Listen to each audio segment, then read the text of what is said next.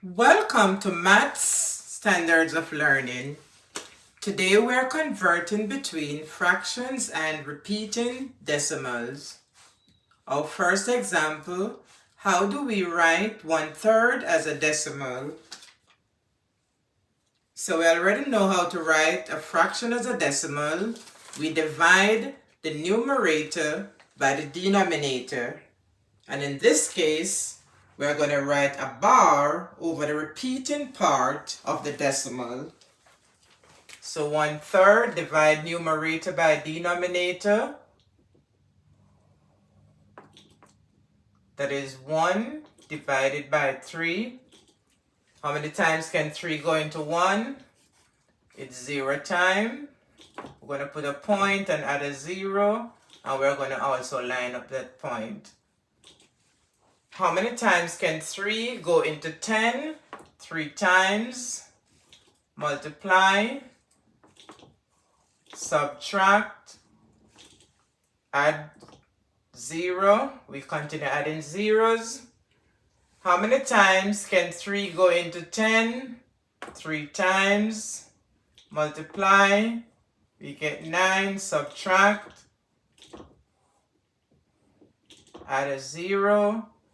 How many times can 3 go into 10? 3 times. Multiply, we get 9. Subtract, and we get 1. And we could continue to 3 to 4 or 5 decimal places. But I'm going to stop right here. So 1/3 is equal to 0.333 or 0.3. 3 is the recurring part of the repeating part of the decimal, so we put a bar over the 3. And it shows that if we continue to divide, it is always going to be 3. Next, how do you write 0.16 as a fraction? So this is the reverse, but the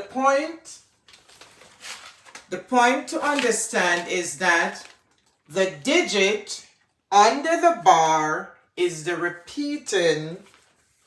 The digit under the bar repeats. So therefore, I'm going to show you how we arrive at this decimal. So the digit under the bar repeats. So this is how they got 0.16 bar 6. So it is 1 divided by 6.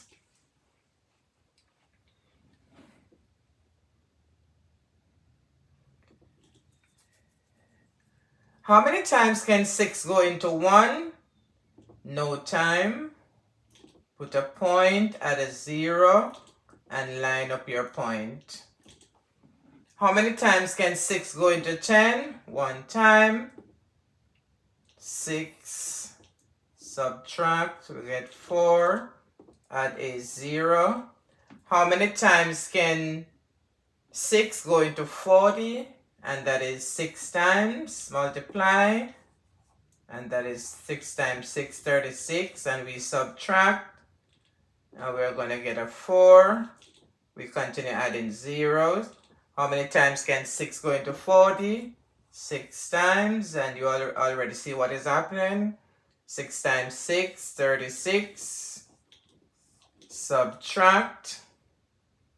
We get a 4. Add a 0.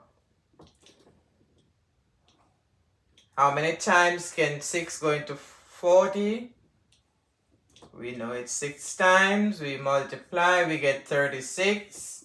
Subtract, and it's 4. And we add a 0, and we continue and continue. The 6 would continue to repeat.